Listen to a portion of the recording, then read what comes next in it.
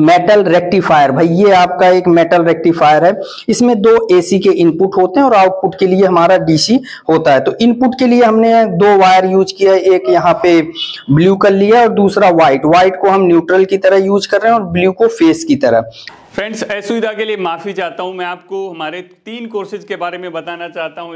रोजगार batch, electrical advance course और electrical advance course 2.0, तीनों कोर्सेज में 100% जॉब प्लेसमेंट मिलता है। अगर आपने ITI, डिप्लोमा या बीटेक है तो ये कोर्सेज कर सकते हैं। इन कोर्सेज की जानकारी के लिए नंबर पर कॉल कर सकते हैं। रोजगार बैच सिर्फ 6,000 रुपये में आपको मिलता है, जिसमें रहने को मिलता है, 100% जॉब प्लेसमेंट मिलता है।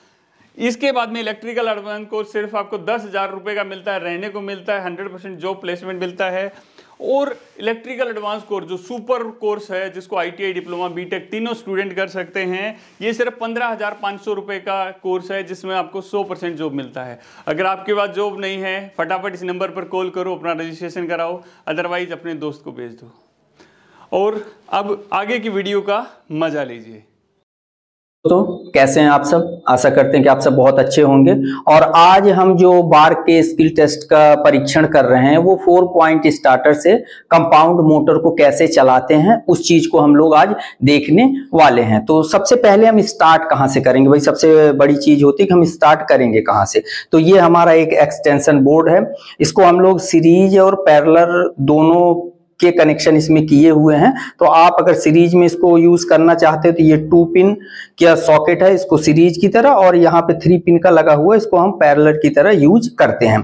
तो सबसे पहले हमने क्या किया, यहाँ से सप्लाई को कनेक्ट किया और एक हमने यहाँ पे MCB, भाई ये C10, ये C क्या होती है, इसकी MCB की क्लास होती है। तो C10 का मतलब है कि एक 10 एम्पियर की हमने MCB का प्रयोग यहाँ पे किया है। तो इसको सबसे पहले हमने इनपुट सप्लाई इधर से हमने क्या किया, भाई इनपुट सप्लाई कनेक्ट कर दिया इसकी नीचे वाले भाग पे। ऊपर वाले से हमने क्या लिया, आउटपुट यहां से ले लिया। अच्छा, इस आउटपुट को, इसको हम लोग ऑटो ट्रांसफार्मर कह सकते हैं या वैरक कह सकते हैं। तो जो आपको समझ में आता है कि भाई ऑटो ट्रांसफार्मर है या वैरक है, वो आप बोल सकते हैं, इसका दोनों नाम है। तो यहां से क्या हुआ, इसको हमने इनपुट सप्लाई प्रोवाइड कर दी और ये आपके आउटपुट टर्मिनल हैं। अब हम देखते हैं कि अगर हम सप्लाई को ऑन करते हैं तो हमें कैसे पता चलेगा कि यहाँ पे सप्लाई आई कि नहीं आई। तो वहां से इसका स्विच ऑन करिए आप लोग, ठीक है। तो जैसे ही हम इसके स्विच को हम ऑन कर रहे हैं तो सप्लाई हमारी क्या है कि यहाँ तक आ चुकी है। तो हम यहाँ से जैसे इसको ऑफ करेंगे, अगेन हमारी सप्लाई क्या हो जाएगी, बंद हो जाएगी। अच्छा, ये इसके नोब होते हैं, तो थोड़ा सा जूम करके दिखाइए इसका पॉइंटर कौन सा होता है। ये इसका एक्चुअल में पॉइंटर होता है और ये इसकी रेटिंग दिखा रखी कि भाई 20 वोल्ट, यहाँ से आपका फिर 30, 40, मतलब ये 0 से लेके 260 तक हमें क्या कर सकता है, AC वोल्टेज हमें ये देता है। तो ये इसकी नोब है, इस नोब का ही हमें ज्यादा ध्यान रखना होता है। तो अब अपना क्या है कि इसके आगे हमने क्या लगा दिया, एक मेटल रेक्टिफायर। भाई ये आपका एक मेटल रेक्टिफायर है, इसमें दो AC के इनपुट होते हैं और आउटपुट के लिए हमारा DC होता है। तो इनपुट के लिए हमने दो वायर यूज किया है, एक यहाँ पे ब्लू कर लिया और दूसरा व्हाइट को हम न्यूट्रल की तरह यूज कर रहे हैं और ब्लू को फेस की तरह। और इसके बाद इसका जो आउटपुट है, भाई यहाँ पे ये दिया रहता है, अगर ये AC लिखा हुआ है यहाँ पे, इसका मतलब होता है इसके यहाँ पे हमने इसको फेस दे दिया और इसके अपोजिट क्रॉस में, भाई क्रॉस में अपोजिट यहाँ पे हम न्यूट्रल कनेक्ट कर देंगे। और यहाँ पे ये प्लस अगर दिखा रखा है तो यहाँ पे हमें आउटपुट में DC का पॉजिटिव और यहाँ पे निगेटिव। तो यहाँ पे भी हमने क्या किया कि DC के पॉजिटिव के लिए येलो वायर यूज कर लिया और निगेटिव के लिए व्हाइट वायर का हमने प्रयोग किया है। अब ये हमें क्या करेगा कि 200 वोल्ट या 220 वोल्ट AC को ये 220 वोल्ट DC में कन्वर्ट करेगा। जो हमारी यहाँ से सप्लाई आएगी वो हमारी सप्लाई यहाँ से आई और इस टर्मिनल में, भाई ये आपका 4 पॉइंट स्टार्टर है और ये पूरा 4 पॉइंट स्टार्टर ओपन कर दिया गया है और ये इसकी NVC है, नो वोल्ट कॉइल है और ये इसका हैंडल है। और ये क्या होता है कि हमारी जो ब्रास का बोल्ट लगा हुआ है, इसके ऊपर ही इसके नीचे की साइड रेजिस्टेंस लगा हुआ है। तो ये इस तरह से ऐसे करता है और जब ये मैग्नेटाइज हो जाता है इसको ये होल्ड कर लेगा। ये सॉफ्ट आयरन का टुकड़ा होता है जो इसको यहाँ पे होल्ड करके रखता है। अच्छा, इसके जो कनेक्शन होते हैं, एक F है, दूसरा F है, एक A है और ये L है। तो L वाला जो है ये हमारा सिरा लाइन के लिए होता है और ये हमारा क्या होता है, फील्ड के लिए होता है। तो आपको मैं थोड़ा सा फिगर पे दिखा देता देता हूं कैसे इसका फिगर। तो सबसे पहले आप किसी भी काम को करने से पहले इसके चित्र, इसका जो ये फिगर है, इसको हमें समझना और जानना बहुत ही जरूरी होता है। तो हमने क्या किया, यहाँ से एक सप्लाई है भाई डीसी, यहाँ से प्लस यहाँ से निगेटिव हम लेके आए। तो यहाँ पे हमने कनेक्शन किया, ये आपका स्टार्टर का पॉइंट यहाँ पे दिखाया गया है, और यहाँ से ये OLR है, ओवरलोड रिलीज कॉइल है, यहाँ से हैंडल को गई सप्लाई, और यहाँ पे ये रेजिस्टेंस लगा हुआ है, और ये आपकी एनवीसी है। तो इस तरह से पहले आप फिगर को ड्रॉ कर लेंगे और इसी के अनुसार हमें कनेक्शन करना है। तो सबसे पहले हमने ये देखा कि यहाँ से लाइन जो आई हुई है, एक यहाँ लाइन वाले टर्मिनल में और एक हमारे फील्ड वाले, तो यहाँ से एक इसको हमने आपस में लूप कर दिया है। तो आओ देखते हैं कि भाई यहाँ पे लूपिंग हुई है कि नहीं हुई है। ये हमारा ये येलो वाला जो वायर वहां से आया, और इसका ये फील्ड वाला है और ये लाइन वाला है, तो इसको हमने क्या कर दिया है, आपस में लूप कर दिया है भाई। इस तरह से हमने क्या कर दिया है, इसको लूप कर दिया। अच्छा, लूप जब करेंगे तो हाथ से करने के बाद थोड़ा सा प्लायर से ऐसे टाइट कर देना, जिससे ये लूप हमारा अच्छे से हो जाए।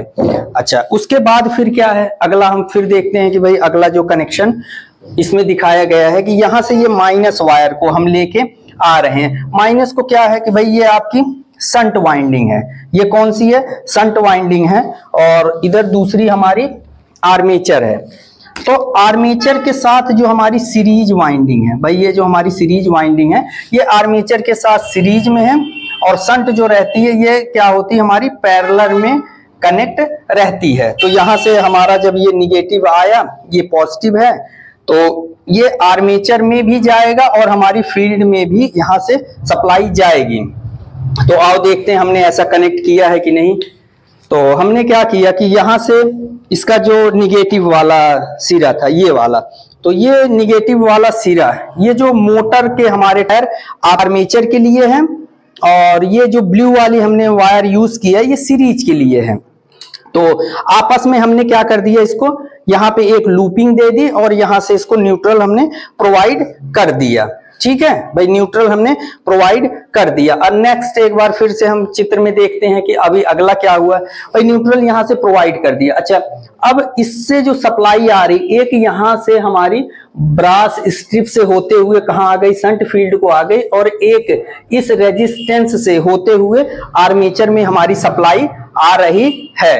तो आइए इसका हम देखते हैं कि ऐसे ही इसमें भी हुआ है कि नहीं हुआ है।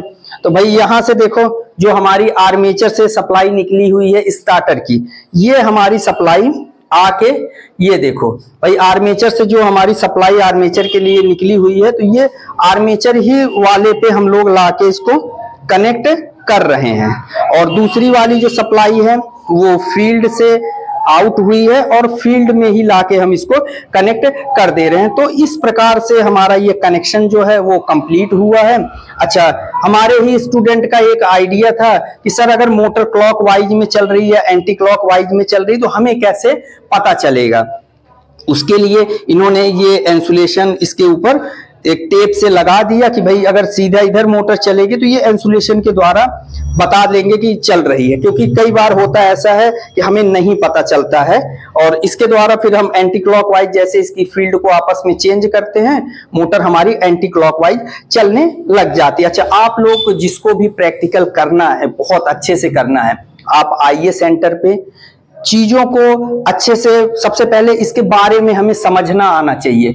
हम समझेंगे कौन सी वाइंडिंग है, कैसे कनेक्शन करना है, स्टार्टर का क्या फंक्शन है, वैरक लगा हुआ है इसका क्या फंक्शन है, और ये हमारा अगर मेटल रेक्टिफायर लगा इसका क्या फंक्शन। तो हम हर एक चीज पे बहुत अच्छे से काम करते हुए फिर आगे की तरफ हम चलते हैं। अच्छा, ये देखो आपका जो हम कहते हैं भाई कार्बन ब्रश, तो कार्बन ब्रश पे ब्रश होल्डर के अंदर कार्बन ब्रश होता है, उसके ऊपर जो एक 1.5 से 2 kg का प्रेशर दिया जाता है, ये इसकी ऊपर एक ये स्ट्रिप होती है जो इसको प्रेशराइज्ड की हुई होती है। एक्चुअल में जब हमारा कार्बन जो होता है वो घिसता जाता है कम्यूटेटर से, तो होता क्या है कि ये इसको नीचे की तरफ पुश करके रखे, भाई नीचे की तरफ इसको ये पुश करके रखे, तो इसीलिए इसको हम एक टेंशन देते हैं। तो इस तरह से आज हमारा जो था कंपाउंड मोटर, भाई 4 पॉइंट स्टार्टर से हम कंपाउंड मोटर को कैसे चलाएंगे, तो ये परीक्षण हम अभी इसको प्रैक्टिकल के रूप में कन्वर्ट कर रहे हैं और जो इसको और अच्छे से सीखना चाह रहे हैं तो आइए, आपका स्किल्ड हिंदुस्तान प्रयागराज सेंटर में स्वागत है। तो अभी हम क्या करते हैं कि मोटर को ऑन करके देखते हैं कि मोटर हमारी किस तरह से काम करेगी। तो सबसे पहले हमने क्या किया, यहाँ से सप्लाई को ऑन किया, उसके बाद हमने एमसीबी को यहाँ से उठाया और यहाँ पे हमारी सप्लाई आ गई है। यहाँ से सप्लाई हमारी मेटल रेक्टिफायर में आई और ये डीसी बना के हमारे स्टार्टर तक आ गई है सप्लाई। अभी हम इसको ऑन करने से पहले भाई ये हैंडल हमारा 0 पोजीशन पे है और हमारा जो पॉजिटिव है सप्लाई का यहाँ पे हैंडल तक आ गया। अब इसको हम भाई करते हैं आगे की तरफ। ये देखो मोटर अब हमारी चलना स्टार्ट हो गई और धीरे धीरे जैसे हमारा ये रेजिस्टेंस कम होता जाएगा, ये देखो एनवीसी ने क्या किया कि इस हैंडल को होल्ड कर लिया है और हमारी मोटर जो है अभी देखो क्लॉकवाइज डायरेक्शन में मूव कर रही है। तो अब हम दिखाते हैं कि इसको हम एंटी क्लॉकवाइज में कैसे चलाएंगे। तो अभी हमने क्या किया, यहाँ से मोटर को ऑफ कर दिया। अच्छा, जैसे ही मोटर ऑफ हुई यहाँ से एनवीसी ने हैंडल को रिमूव कर दिया और हैंडल अगेन अपनी पोजीशन पे आ गया है। ठीक है, तो हम क्या करेंगे कि भाई अब मुझे इसकी डायरेक्शन को चेंज करना है। तो ये हमारी जो संट फील्ड है, भाई संट फील्ड की किसी भी एक टर्मिनल को हम चेंज कर लें या सीरीज का या आर्मेचर का, किसी का भी जब हम बदलेंगे तो हमारी जो मोटर की डायरेक्शन है वो चेंज हो जाएगी। तो सबसे पहले हम इसका संट फील्ड का चेंज करके देखते हैं। तो जरा पकड़िए आप भाई, ये हमारा संट फील्ड का इधर से टर्मिनल था और दूसरा यहाँ पे लगा हुआ था। तो हम क्या करते हैं कि इधर वाले को यहाँ पे कनेक्ट कर लेते हैं और जो उधर लगा हुआ था उसको हम इसके साथ कनेक्ट कर देते हैं और उसके बाद अब देखते हैं कि क्या मोटर की डायरेक्शन में कोई अंतर आया या नहीं आया।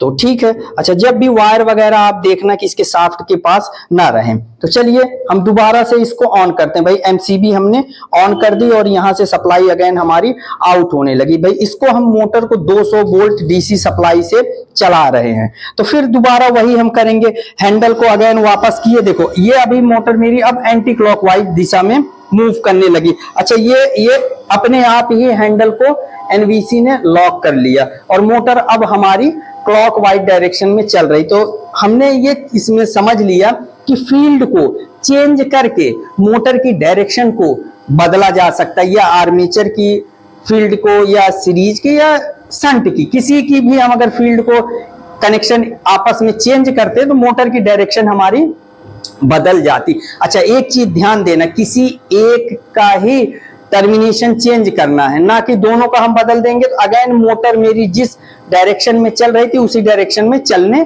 लगेगी। तो ये इस प्रकार से परीक्षण सफल हुआ। तो जो लोग इंटरेस्टेड हैं, आके करना चाहते हैं, वो कर सकते हैं। तो अभी हम इसको ऑफ करते हैं। तो ये देखिए कि भाई कार्बन ब्रश, जो हम कहते हैं कि कम्यूटेटर पे कार्बन ब्रश कैसे वर्क करता है, इस तरह से देखो इसके बीच में कम्यूटेटर और कार्बन ब्रश के बीच में आपको स्पार्किंग दिख रही होगी। तो इसी तरह से ये एक कनेक्टिंग पाथ को पूरा करता है। तो आप सभी लोग इस चीज को देख लो। ये आपकी कंपाउंड मोटर है भाई, ये क्या है आपकी कंपाउंड मोटर है, डीसी कंपाउंड मोटर, और इसको 4 पॉइंट स्टार्टर के द्वारा चलाया जा रहा है। लोगों ने क्या किया था कि डीसी कंपाउंड मोटर का कनेक्शन प्रॉपर्ली कंप्लीट हो गया। अब हम ये देख रहे हैं कि भाई दो हम वेरिएबल रेजिस्टेंस रेहोस्टेट का प्रयोग करके इसकी स्पीड को हम लोग क्या करेंगे, कंट्रोल करेंगे। तो अभी हम रेहोस्टेट की जो पोजीशन है वो किस पे रख देते हैं, 0 पे। भाई इसकी पोजीशन को हम लोग अभी 0 पे रख देते हैं और उसके बाद हम अब देखते हैं। अच्छा, इसको हमने किसके सीरीज में लगाया है ये हम थोड़ा सा चेक कर लेते हैं। तो ये जो हमारी सीरीज वाइंडिंग आई हुई, तो इसी सीरीज वाइंडिंग के हमने क्या किया है, सीरीज में रेहोस्टेट डाल दिया है और एक नहीं 2-2 रेहोस्टेट हम लगा के इसकी स्पीड को हम चेक कर रहे हैं कि कैसे कम होगी। अच्छा, एक्चुअल में हो क्या रहा है कि ये जो आपका आर्मेचर है और ये जो सीरीज वाइंडिंग, ये दोनों आपस में सीरीज में ही है। तो हम रेहोस्टेट को चाहे पहले लगा दें या इसके बीच में लगा दें या इसके बाद लगा दें, तो फिर भी हमारा क्या होगा, वोल्टेज ही ड्रॉप होगा। तो हम एक बार चेक करते हैं कि क्या हमारी जो स्पीड है मोटर की वो कम हो रही है कि नहीं हो रही। पहले हमने क्या कर दिया कि जो रेजिस्टेंस की वैल्यू है इसकी 0 कर दी और नॉर्मल स्पीड पे इसको हम पहले चलाते हैं। तो हमने इसको यहां से ऑन किया और ये स्टार्टर के हैंडल से मोटर को ऑन कर दिया। अभी मोटर हमारी नॉर्मल स्पीड पे चल रही है। अब हम क्या कर रहे हैं कि इसके अंदर रेजिस्टेंस को ऐड ऑन करना स्टार्ट करते हैं। तो देखते हैं कि क्या स्पीड हमारी कम हो रही है। तो ये धीरे धीरे हमने रियोस्टेट से इसमें रेजिस्टेंस ऐड ऑन करना शुरू कर दिया। अच्छा ये देखो भाई, इसकी मोटर की आवाज चेंज हो गई और स्पीड कम हो गई है। अभी हम रेजिस्टेंस को और बढ़ाते हैं इसमें कि वोल्टेज ड्रॉप मेरा कितना ज्यादा से ज्यादा हो। अभी ये देखो, ये बहुत कम स्पीड आपकी हो गई है। तो इस तरह से हम भी इसकी जो स्पीड है उसको हम क्या कर सकते हैं, कंट्रोल कर सकते हैं कि भाई इसकी फील्ड के सीरीज में हम वेरिएबल रेजिस्टेंस को लगा के इसकी स्पीड को भी कंट्रोल किया जा सकता है। क्या किया था कि इसकी सीरीज वाइंडिंग के सीरीज में रेजिस्टेंस लगा के इसकी स्पीड को हमने कंट्रोल किया था। अब हम एक परीक्षण और करना चाह रहे हैं, जो इसकी ये शंट फील्ड वाइंडिंग है। तो शंट फील्ड वाइंडिंग के सीरीज में अब हम लोग क्या कर रहे हैं, रेजिस्टेंस को ऐड कर रहे हैं। तो अब हम देखते हैं कि क्या अगर हम फ्लक्स के मान को कम करेंगे तो क्या हमारी स्पीड बढ़ रही है या नहीं बढ़ रही, इसी को हम लोग सिद्ध करना अब चाह रहे हैं। तो चलिए अभी हम इसको क्या करते हैं कि ऑन करते हैं। अभी हमने यहां से ऑन कर दिया और अब इसके स्टार्टर के जो 4 पॉइंट का स्टार्टर है इसके हैंडल से हमने इसको ऑन कर दिया। अभी ये क्या अपनी नॉर्मल स्पीड में चल रही। तो आप लोग ध्यान से देखेंगे तभी चीजें समझ में आएंगी। अब हमने क्या कर दिया कि इसके अंदर रेजिस्टेंस को ऐड करना शुरू कर दिया। तो इसके अंदर जैसे रेजिस्टेंस ऐड होता जा रहा है, ये देखो इसकी स्पीड बढ़ रही है भाई, आवाज इसकी चेंज हो गई। अच्छा और रेजिस्टेंस ऐड करते हैं तो ये देखो पहले के साउंड में अब के साउंड में बहुत अंतर आ गया। अब काफी तेज मोटर चल गई है। तो अभी हम यहाँ पे हमने क्या किया कि इसके फ्लक्स को कंट्रोल करके इसकी स्पीड को बढ़ा दिया।